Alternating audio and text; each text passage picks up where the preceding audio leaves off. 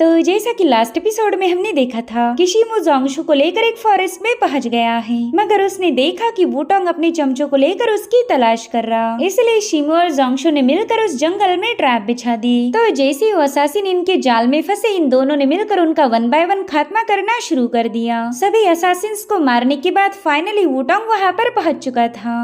अब आगे तो इस एपिसोड की शुरुआत उसी सीन से होती जहाँ पर शिमो ने वूटोंग की सभी चमचों को खत्म कर दिया और अब आखिरकार वूटोंग उसके सामने आ जाता है और शिमो से कह रहा था कि लड़के तुम काफी ज्यादा स्ट्रांग हो और इतना ही नहीं, तुम्हारे पास तो 7 स्टोन वाला पावरफुल बो भी है। उस पावरफुल एरो एंड बो की मदद से तुमने तो बड़ी आसानी से मेरे लोगों को मार दिया, मगर बदकिस्मती से तुम्हारे सारे एरोज खत्म हो गए, यानी कि अब तुम्हारे मरने का वक्त हो चुका है। जिस पर शिमो कह रहा था कि मैंने 7 स्टोन एरो एंड बो का इस्तेमाल करते हुए तुम्हारे सभी लोगों को मार दिया और तुम ये सब चुपचाप से देख रहे थे, मगर तुमने उन्हें बचाने की कोशिश नहीं की। तुम्हें तो पता ही होगा कि वो लोग तुम्हारे साथ वफादार थे, मगर फिर भी तुमने उनका साथ नहीं दिया। जिस पर वूटोंग हंसते हुए कहने लगा कि वो तो मामूली से कल्टीवेटर्स थे, उनका तो काम ही था मेरी खिदमत करना। मैंने तो इतने साल उन्हें इसलिए पाला था कि एक दिन उनका इस्तेमाल कर सकूं।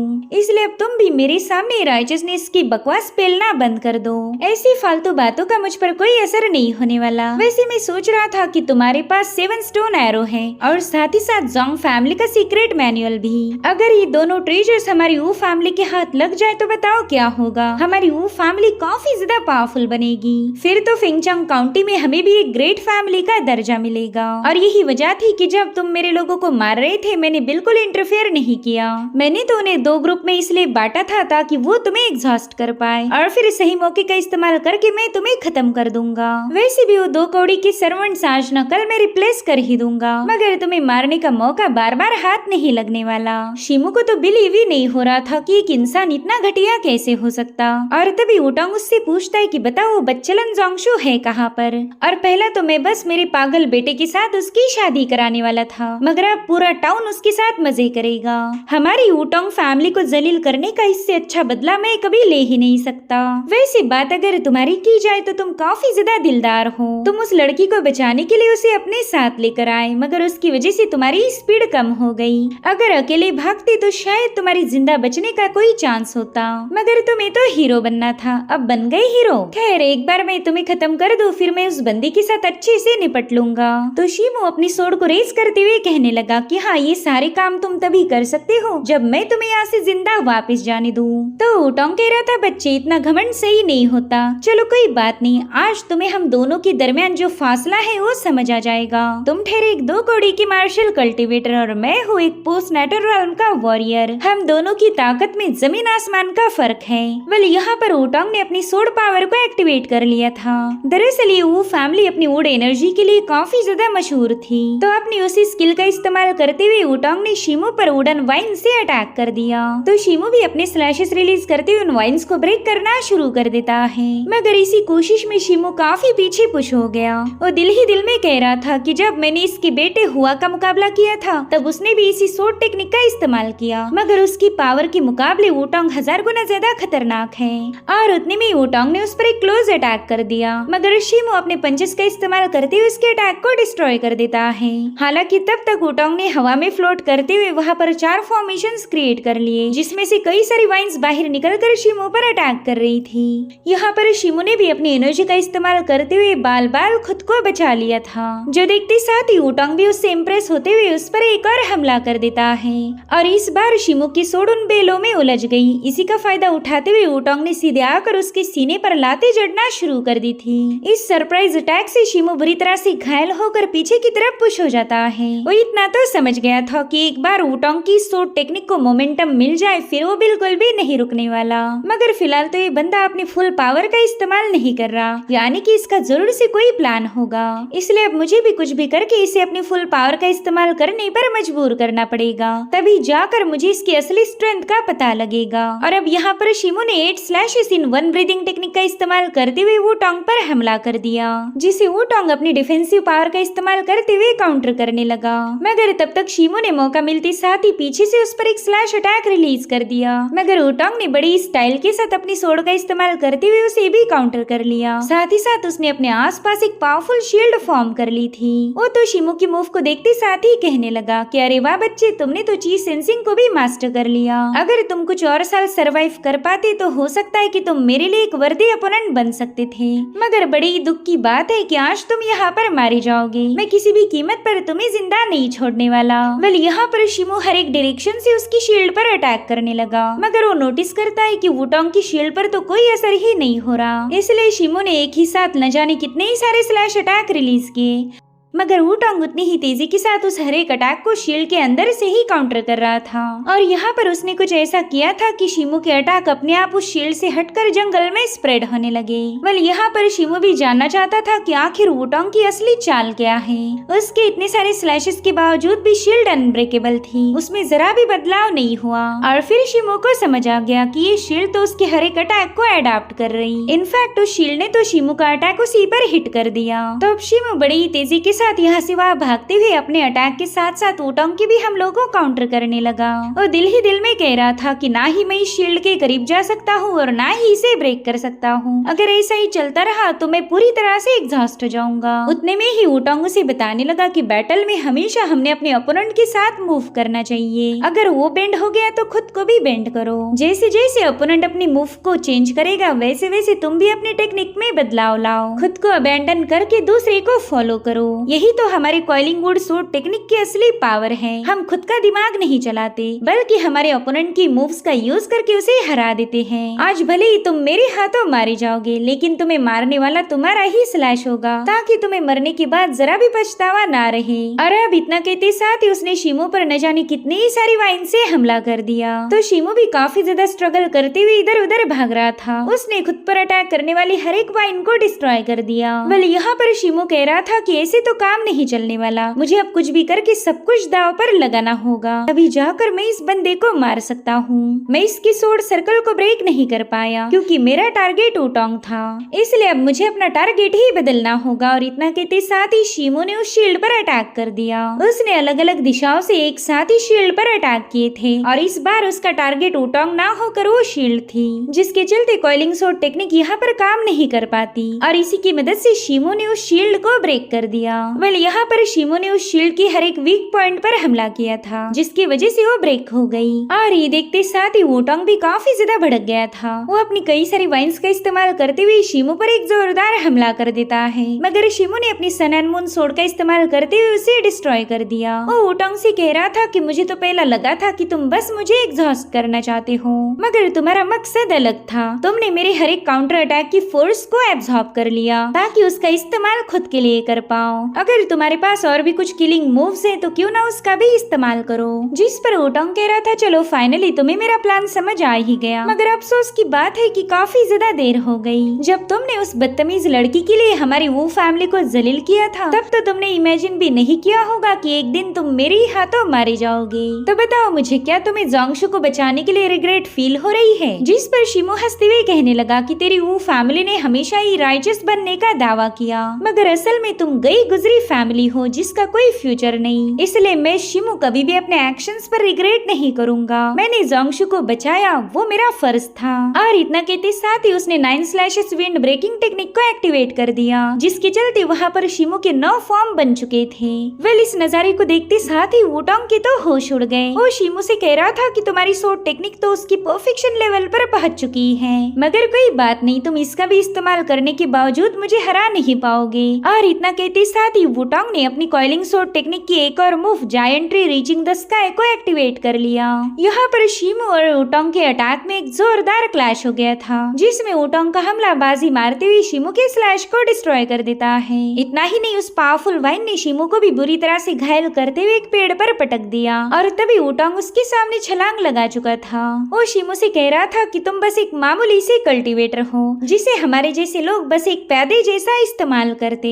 और इतना कहते के साथ ही वुटांग ने अपनी तलवार सीधे शिमो के सीने के आर पार घुसा दी, मगर वो देखता है कि उसकी सोड तो शिमो को पियर्स ही नहीं कर पाई, क्योंकि शिमो ने गोल्डन आर्मर पहन के रखा था। दरअसल ये गोल्डन आर्मर जिनवेई के बेटे जुआन से बिलोंग करता था, लेकिन जब शिमो ने उसका खात्मा किया तब उसने इस गोल्डन आर्मर पर भी कब्जा कर लिया। और अब यहाँ पर शिमो ने अपनी थ्रोइंग ब्लेड टेक्निक का इस्तेमाल करते हुए अपनी सोड को स्पिन करना शुरू कर दिया। वहीं पर वुटांग जैसे तैसे उस सोड से पीछा छुड़वा कर शिमो पर अटैक करने के लिए भागने लगा, मगर वो सोड दोबारा से उसके पास वापस आ गई। तो वुटांग अपनी तलवार का इस्तेमाल करते हुए उसे काउंटर करने लगा, मगर जैसा कि हमें पता है शिमो की सनमून सोड में एक मून ब्लेड भी थी, जो अपने आप उस सोड से अलग होकर सीधे वुटांग पर अटैक कर देती है। उसने बड़ी तेजी के साथ जाकर सीधे वुटांग का गला स्लिट कर दिया, जिससे वुटांग चोक होते हुए बुरी तरह से तड़पने लगा। तब तक मून ब्लेड दोबारा से जाकर अपनी सन सोड के साथ एक हो गई। शिमो से पूछ रहा था, सीनियर बताए आपको मेरी ये वाली टेक्निक कैसे लगी?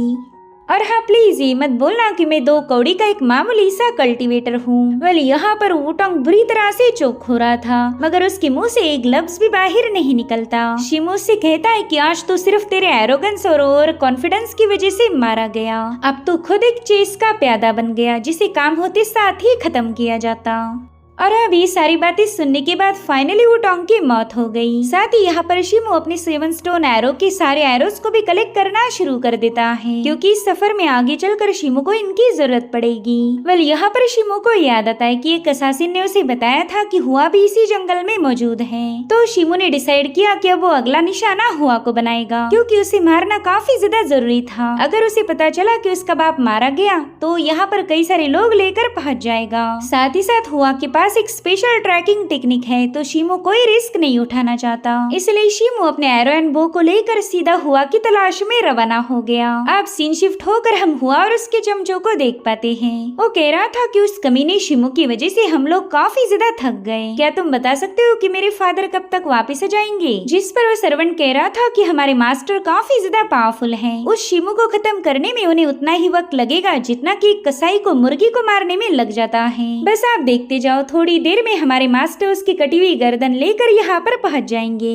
उनकी बातें सुनते साथ ही हुआ तो काफी ज्यादा खुश हो गया। वो कह रहा था कि मुझे तो बस उस जोंगशू का इंतजार है, बस एक बार वो बदतमीज लड़की हमारे हाथ लग जाए, फिर देखना मैं कैसे उसे जलील करता हूँ। इतना ही नहीं, तुम दोनों भी उसके साथ जी खोलकर मजे कर लेना। जिस पर वो असासिन कह रहे थे कि हाँ वो लड़की इतनी ज्यादा खूबसूरत तो नहीं है, मगर उसकी स्किन काफी ज्यादा सॉफ्ट होगी। और उतने में ही बड़ी तेजी के साथ उस बंदी की खोपड़ी में एक एरो शूट हो गया। अब हुआ कुछ समझ पाई, इससे पहले ही दूसरा बंदा भी मारा गया, इसलिए वो काफी ज्यादा पैनिक होते हुए कहने लगा कि तू आखिर है कौन, जल्दी से मेरे सामने आ जा। और उतने में ही शिमो की बड़ी कूल अंदाज में एंट्री हो गई। वेल हुआ तो शिमो को यहाँ देख काफी ज्यादा पैनिक हो गया। वो उससे पूछता है कि बता मेरे फादर कहाँ पर हैं? जिस पर शिमो गुस्से में जवाब देता है कि वो तो मर गया। वेल ये सुनते साथ ही हुआ को तो काफी बड़ा झटका लग गया। वो कह रहा था ना ये तो नहीं हो सकता, तेरे जैसा मामूली सा कचरा मेरे बाप को मार नहीं सकता, तू जरूर से मुझसे झूठ बोल रहा है। और अब वो भी गुस्से में चिल्लाते हुए कहने लगा कि मैं तुझे खत्म कर दूंगा। वेल यहाँ पर हुआ बड़ी तेजी के साथ सीधे शिमो को खत्म करने के लिए आगे बढ़ रहा था, मगर शिमो बिजली से भी तेज रफ्तार के साथ उसके पास से गुजर जाता है। वेल यहाँ पर हुआ को कुछ समझ आ पाई, इससे पहले ही शिमो ने उसका काम भी तमाम कर दिया था। तो इस तरह से वो फैमिली तो पूरी तरह से डिस्ट्रॉय हो गई। वेल ये वो फैमिली वाकई काफी ज्यादा लालची और बेगैरत थी, तो इन्हें खत्म करके शिमो ने इस दुनिया पर एहसान किया था, वरना आगे चलकर ये लोग न जाने कितने ही मासूमों का शिकार करते। शिमो से कह रहा था कि फाइनली मैंने तुम्हें भी तुम्हारे बाप के पास पहुंचा दिया। और अब सीन शिफ्ट होकर हम जोंगशू को देख पाते हैं, जो कि डर के मारे एक जगह पर छुपी हुई थी, और तभी उसे ऐसा फील हुआ कि वहाँ पर कोई आ चुका है, मगर ये कोई उसका दुश्मन नहीं बल्कि शिमो था। इनफैक्ट शिमो को देखते साथ ही जोंगशू की जान में जान आ गई। वो उससे पूछ रही थी कि सीनियर बताए अब आगे क्या करना है, जिस पर शिमो कह रहा था कि हम तुम्हारे ओरिजिनल प्लान को ही फॉलो करेंगे। तुमने बताया था कि cloud mist mountains treacherous area है, तो वहाँ हमें छुपने के कई सारे मौके मिलेंगे। इस तरह से हम जिन फैमिली को आसानी से गुमराह कर पाएंगे। जिसके बाद जोंगशू को अपनी पीठ पर सवार करके वहाँ से भागने लगा, और इस तरह से सवेरा होने तक शिमो क्लाउड मिस्ट माउंटेन के पास पहुँच गया था। वो जोंगशू को बता रहा था कि ऐसा कहा जाता है कि इस माउंटेन पर हमेशा मिस्ट रहती, एक बार हम वहाँ पहुँच जाए फिर हम कम्प्लीटली सेफ हो जाएंगे, फिर तुम्हें घबराने की कोई जरूरत जरूरत नहीं। अब शिमू उस माउंटेन की तरफ आगे बढ़ ही रहा था कि तभी उसे जिन फैमिली का अजूर ईगल नजर आता है। अगर ये ईगल यहाँ पर है तो जिन फैमिली आस पास ही होनी चाहिए। तो जोंगशू उससे पूछती कि बताए अब हमने क्या करना चाहिए, दिन के उजाले में तो हम उनसे छुप भी नहीं सकते। तो शिमू से बताता है कि अब हमारे पास बस एक ही ऑप्शन है, हमें अलग होना पड़ेगा। मैं आगे जाकर अजूर ईगल का ध्यान भटकाऊंगा ताकि तुम इस माउंटेन पर पहुंच जाओ। मेरी स्पीड इतनी ज्यादा है कि मैं काफी देर तक उन लोगों को टहला सकता हूँ और तब तक तुम एक सेफ लोकेशन पर पहुंच जाओगी और फिर जैसे ही सही मौका मिला मैं तुम्हारे पास वापस आ जाऊंगा। तो जोंगशू भी उसकी बात मान गई, मगर उसे शिमू की काफी ज्यादा फिक्र हो रही थी। हालांकि शिमू ने उससे वादा किया कि वो जरूर से उसके पास वापस आएगा। तो इस तरह से जोंगशू सीधे माउंटेन की तरफ रवाना हो गई और वहीं पर शिमू जिन फैमिली की तरफ आगे बढ़ रहा था। और फिर शिमू ने मौका मिलते साथ ही सबसे पहला तो उस अजूर ईगल का खात्मा कर दिया ताकि ये परिंदा जोंगशू को ट्रेस ना कर पाए। वहीं दूसरी तरफ हम जिनवेई को देख पाते हैं जिसे पता चल चुका था कि शिमू यही कहीं पर आसपास है। तब तक शिमू ने अपनी 7 स्टोन एरो से उस पर अटैक कर दिया था, मगर जिनवेई अपने थंडर व्हिप की मदद से उसके अटैक को काउंटर कर देता है।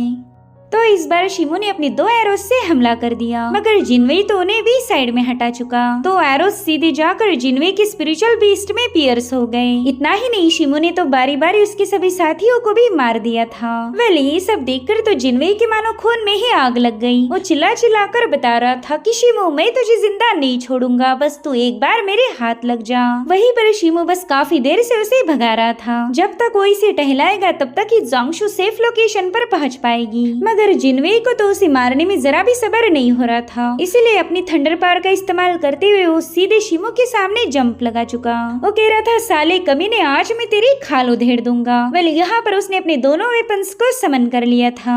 उसने हवा में छलांग लगाते हुए अपने वॉर गॉड व्हिप से सीधे शिमू पर हमला कर दिया, मगर वो फटाफट से अपने सोड का इस्तेमाल करते हुए जिनवेई के अटैक को काउंटर कर लेता है। मगर जिनवेई ने तब तक उस पर एक और हमला कर दिया। हालांकि शिमू समय रहते साइड में हट चुका था, जिसके चलते जिनवेई सीधे जाकर एक पेड़ पर क्लैश हो गया और अब वो उसी कटे हुए पेड़ से शिमू पर हमला कर देता है। मगर शिमू ने बेंड होते हुए खुद को बचा लिया और अब अटैक करने की बारी शिमू की थी। उसने फटाफट से अपने 8 फॉर्म्स को समन कर लिया। हालांकि जिनवेई एक बहुत ही पावरफुल कल्टीवेटर था। उसने अपनी एनर्जी का इस्तेमाल करते हुए वहाँ पर एक जोरदार एक्सप्लोजन कर दिया, जिसकी चपेट में आते साथ ही शिमू के सारे फॉर्म डिस्ट्रॉय हो गए। और अब अपने गोल्डन व्हिप का इस्तेमाल करते हुए जिनवेई ने शिमू पर अटैक करना शुरू कर दिए। शिमू ने नोटिस किया कि जिनवेई के गोल्डन व्हिप की पावर उसकी तलवार को कमजोर बना रही। अगर काफी देर तक ऐसा ही चलता रहा तो शिमू की तलवार ब्रेक हो जाएगी। अब इसी पल में उसे डिस्ट्रैक्ट होता हुआ देखकर जिनवेई ने अपनी थंडर से उस पर हमला कर दिया, जिसमें शिमू बुरी तरह से घायल होकर पीछे की तरफ ढकेला जाता है। यहाँ पर शिमू की हालत काफी ज्यादा खराब हो गई थी। तो जिनवेई ने फटाफट से अपने गोल्डन थंडर को समन करते हुए शिमू पर एक और हमला कर दिया। तो शिमू भी फटाफट से अपनी सनमून सोड का इस्तेमाल करते हुए उसके हमले को काउंटर करने लगा। मगर दोस्तों जिनवेई की गोल्डन थंडर काफी ज्यादा डोमिनेटिंग थी। वो थंडर सोड के होने के बावजूद भी शिमू को बुरी तरह से घायल कर देती है। वेल यहाँ पर शिमू काफी ज्यादा घायल हो गया। उसके बॉडी पर न जाने कितने ही सारे कट लग गए थे। वहीं पर जिनवेई उससे कह रहा था कि मुझे तो काफी ज्यादा ताज्जुब हो रहा कि तेरे जैसा एक मामूली सा कल्टीवेटर चीज सेंस इनको कॉम्प्रहेंड कर पाया। मैंने तो सुना था कि तेरी स्टोन मंकी वाली ब्लड लाइन किसी काम की नहीं, मगर तूने तो जबरदस्ती अपनी ब्लड लाइन की पावर का इस्तेमाल किया। तू भी तेरे बाप जैसा ही जिद्दी है। उस कमीने ने भी कभी भी अपनी किस्मत के सामने घुटने नहीं टेके, मगर फाइनली वो भी मारा गया। भले ही तू अपने बाप जैसा ही जिद्दी निकला, मगर तेरी जिद बस तुझे जहन्नुम में पहुंचा सकती है। वेल यहाँ पर शिमू दिल ही दिल में सोच रहा था कि अच्छा तो ये है पोस्टनेटल वॉरियर के लेट स्टेज की पावर। अगर वुटोंग की बात की जाए तो वो तो इसके सामने कुछ भी नहीं था। साथ ही जिनवेई उससे कहता है कि लड़के आज मैं तुझे तेरी फैमिली के पास पहुँचाने वाला हूँ, उसी शीकुआन विलेज की फैमिली जो सिर्फ तेरी वजह से मारी गई। अब यहाँ पर जैंग फैमिली का जिक्र सुनते साथ ही शिमू काफी ज्यादा भड़क गया। वो कह रहा था कि मेरी फैमिली को कोल्ड एबिस सोड ने मार दिया था। मुझे जल्दी बताओ उस असासिन को किसने भेजा था?